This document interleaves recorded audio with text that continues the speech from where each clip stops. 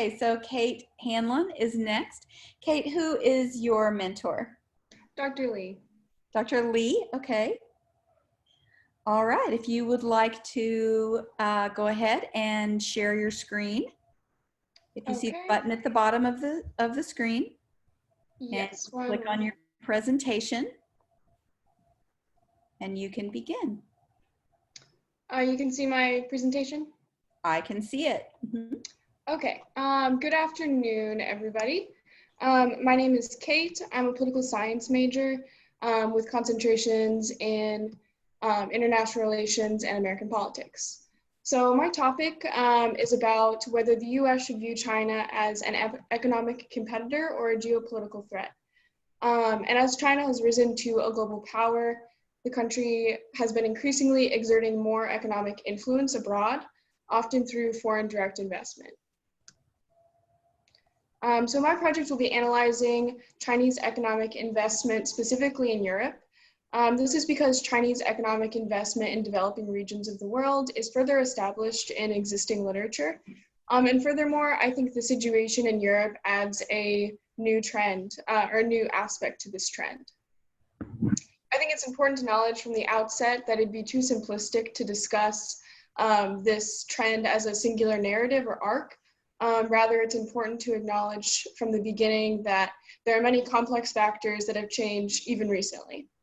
And on a personal note, I should have expected this. I've always been fascinated by China since I first visited when I was 15. But every time I set out to find answers about China, I usually find more questions. That was definitely the case here. So why should we scrutinize? Every country aims to expand their realm of influence, both economically and politically. States have the right to pursue their self-interest. I don't think the question here is whether the United States can handle multipolarity, but rather who are the countries that are pushing for dominance and what are the values and models of government that they promote. So it's important to remember that China is an authoritarian regime that fundamentally opposes certain principles of liberalism and democracy and has a record of undermining human rights and free speech. In addition, many of China's large and most impactful companies are state-owned enterprises, or SOEs, which means that they can't really be viewed separately from the government and may even be viewed as an extension of government policy. So from China's perspective, these economic deals and projects that I'll be discussing in this presentation are just normal state functions. But many world leaders find it prudent to view these projects with a certain degree of scrutiny. So China's rise. There's no doubt that China is an example of extreme economic growth. Since China began to open up and reform its economy in 1978, its GDP growth has averaged almost 10% per year, bringing more than 850 million people out of poverty.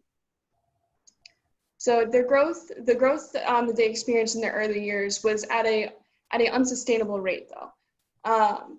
Many rising economies fall into what's called the middle income trap. Where this occurs when the factors which propel a country into growth start to dissipate and the economic returns begin to diminish. In order to avoid this, countries have to find new sources of growth to sustain their long-term economic prosperity.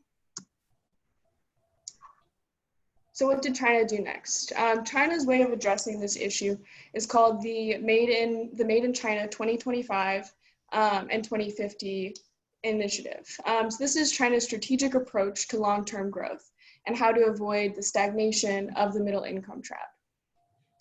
This plan calls for an expanded governmental role in the economy and involves a series of ambitious state-led programs that aim to modernize the economy, boost productivity, and encourage innovation. The hallmark project of the Made in China initiative is the Belt and Road Initiative, which has been very popular recently. So the Belt and Road Initiative is the most ambitious infrastructure project that really the world has ever seen.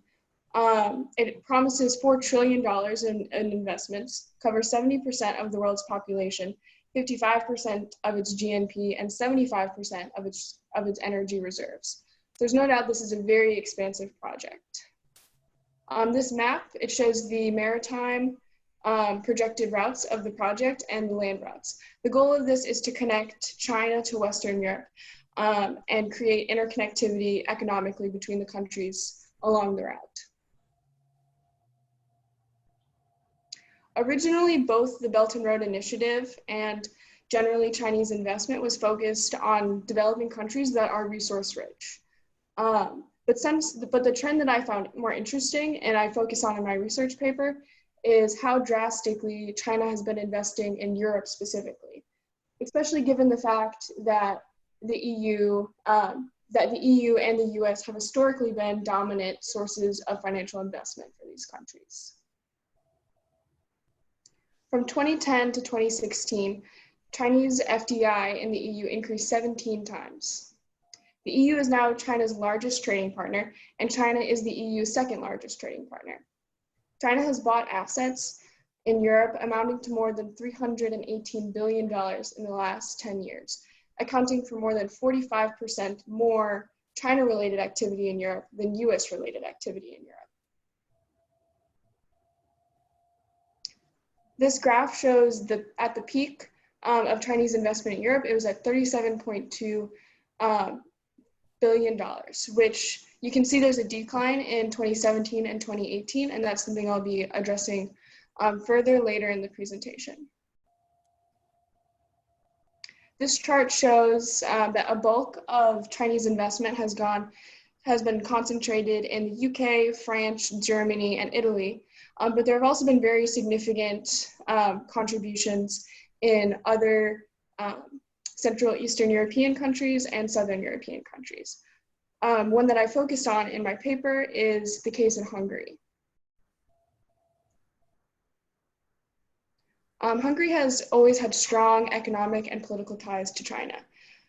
EU accession, though, was a key driving force for political and economic transformation in Hungary after the fall of the Soviet Union. Once achieved, though, in 2004, Hungary began to grow skeptical of what was perceived as double standards between old and new states in the EU. The 2008 financial crisis exacerbated this dissatisfaction, with Hungary claiming that the promises of higher standards of living by the EU were remaining unfulfilled, and that maybe they should shift towards an Eastern focused economic ties. So later in 2008, Hungary launched its Eastern opening policy, which signaled a shift towards developing Hungarian-Chinese relations, including in trade and investment. A key outcome of this policy was a Belt and Road Initiative project, the Budapest-Belgrade Railway Line, which was part of the plan to connect China to Western Europe. While obviously economic opportunity was a clear motivation for the closening of relations with China, Hungary's authoritarian tendencies also made China an attractive ally.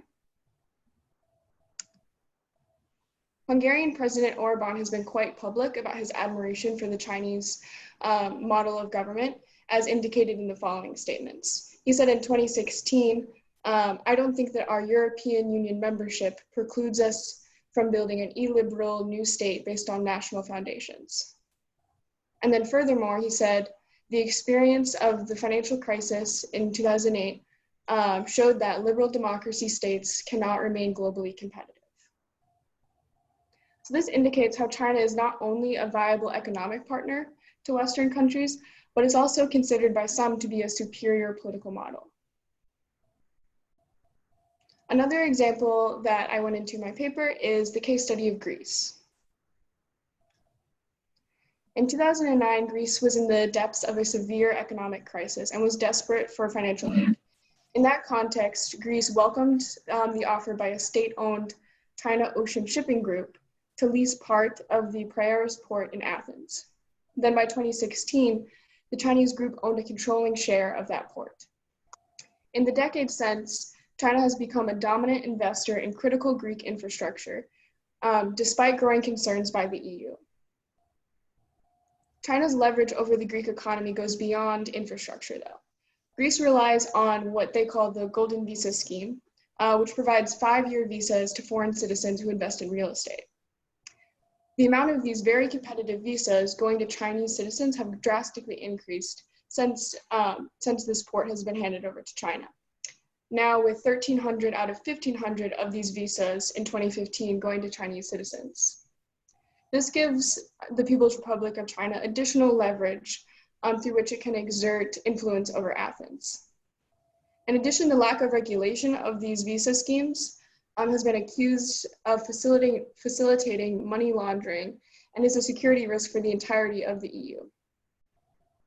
Greece's proximity to China's government has spilled over to the political sphere as well. In 2017, Greece blocked an EU statement condemning human rights violations in China. And then later in 2019, Greece was the 17th country to join the People's Republic of China's 16+1 initiative, which is China's flagship foreign policy project, and is also tied to the Belt and Road Initiative. So at this time, while the EU was trying to label China a systemic rival, Greece went and signed on to their key flagship foreign policy project. These examples show how economic ties are spilling over into political ties, which is affecting the whole of the EU. So how does this make a political impact, and what does this mean for the United States? Well, the United States alliances are becoming less potent and less able to affect change. Within even our long-standing alliances in the EU, there's growing faction on the viability of the liberal model of governments. And the challenge to pressure China into fair practices are weaker. As I mentioned, there are countries with significant ties to China that are now more reluctant to confront China on political issues. Even recently, the EU has been charged with being soft on the persecution of Turkish Muslims in China, which amounts to over 13.5 million people. Additionally, there's been a lack of support for Hong Kong protesters fighting for democracy and a reluctance to address free speech violations amid the coronavirus crisis. The US and Western countries have often used their position to provide economic development and sanctions to achieve their political objectives in other states. This tool is now significantly less powerful. For example, in 2018, the US suspended assistance programs to Cambodia after a series of unfair and considered undemocratic elections, and the EU attempted to do the same thing. Yet as a BRI recipient country, the Cambodian Prime Minister commented that if Western countries would not provide aid. Sorry? Kate, it looks like we've lost your audio. Can you hear me? We'll sit tight for a minute while see if we can get Kate to read. I can still hear you fine.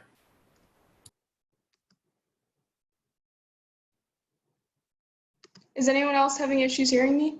I'm able to hear. I'm Radha. I can hear you. Okay. So maybe it's not on my end? Dr. Lee, can you hear me okay? Okay, I guess I will continue on then.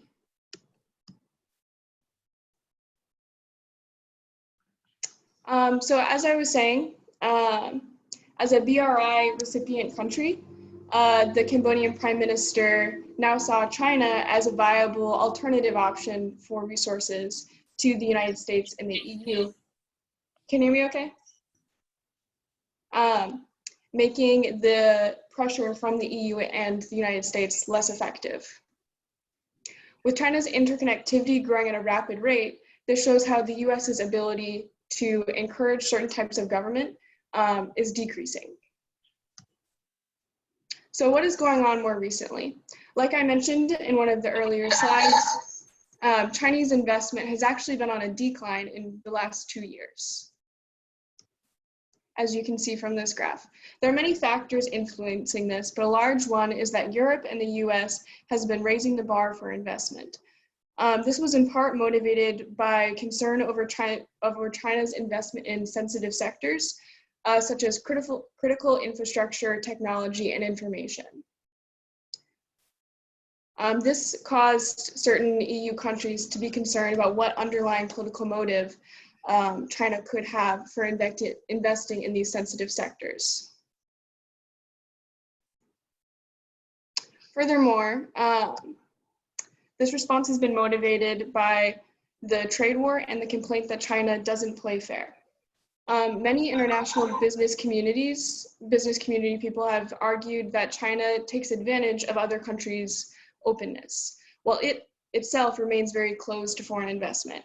China ranks 59th out of 62 countries on economic openness. These concerns about both security and a lack of reciprocity brought the EU to significantly reform its investment screening process and raise more regulations during the last 2019 EU-China summit. 2019 was a turning point in EU-China relations, marked by a much tougher EU approach towards China. In the long term, though, it's important to remember that this 3-year decline is part of a 50-year strategy and is building on more than 40 years of economic growth. Furthermore, we're only 6 years into the Belt and Road Initiative, which is projected to be a 30-year plan. And even in the 6 years, there have been huge geostrategic, institutional, and ideological consequences. So I think it would be short-sighted to believe that further competition is not ahead. The EU-China debate will likely be dominated by tough issues such as negotiations over bilateral investment agreements and European decisions over 5G networks. The question is whether Europe will be able to build upon some of these isolated successes in 2019 and push China to making further compromises into delivering on its previous commitments.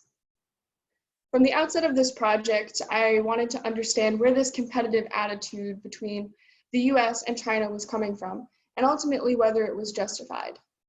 It can seem almost like a Cold Era-esque discomfort with multipolarity. What it seems to be now, though, is that the skepticism is not due to the fact that there is another major power, but who it is and what type of government they represent. In this project, I learned just how extensive Chinese economic relationship with Europe is, and that a lot of times these economic interests will eventually translate into political leverage. So what stands to be questioned is how comfortable we are with Chinese political leverage given their domestic policies. And that concludes my presentation. Thank you.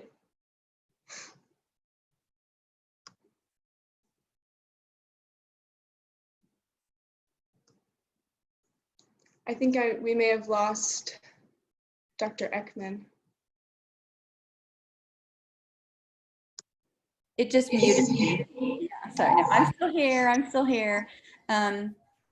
So if everybody else would like to unmute yourselves and give Kate a round of applause. Bravo. Very nice. And what we'll do now is if you have any questions, you can type them into the chat feature. And while you're doing that, Dr. Lee, would you like to say a few words about your project that you've worked on with Kate this last year? Oh, sure. Kate has been so strenuously working hard on this project, and she is not only interested in China-EU relationship, she is interested in she's a political science major, and she has taken lots of classes from global studies and international security. So she is trying to bring all the knowledges that she gained from the classes and her own work together to this project. I think this project is the culmination of her intellectual effort and interest and curiosity to expand her intellectual capacity to bring things together. And obviously she did a great job, and this is very unsettling time and very stressful time for everyone, but she just strenuously worked so hard. So I really, really want to congratulate for Kate's accomplishment for this presentation. Great job. Bravo, Kate. Dr. Lee, I appreciate it. Wonderful. I will ask Kate, what was it like doing this work on the EU and China and the international community with this global pandemic becoming such an international source of conflict? Well, it was very interesting and very timely. To be honest, sometimes it was a little frustrating because a lot of the current news and talk about China would be focused all on coronavirus and how that's affected the world perception of China. But there are still even some interesting parallels with what's going on with the Belt and Road Initiative and China's global response to coronavirus. For example, with mask diplomacy, people charging China of that, and how China's kind of used aid, or is seen by some as using aid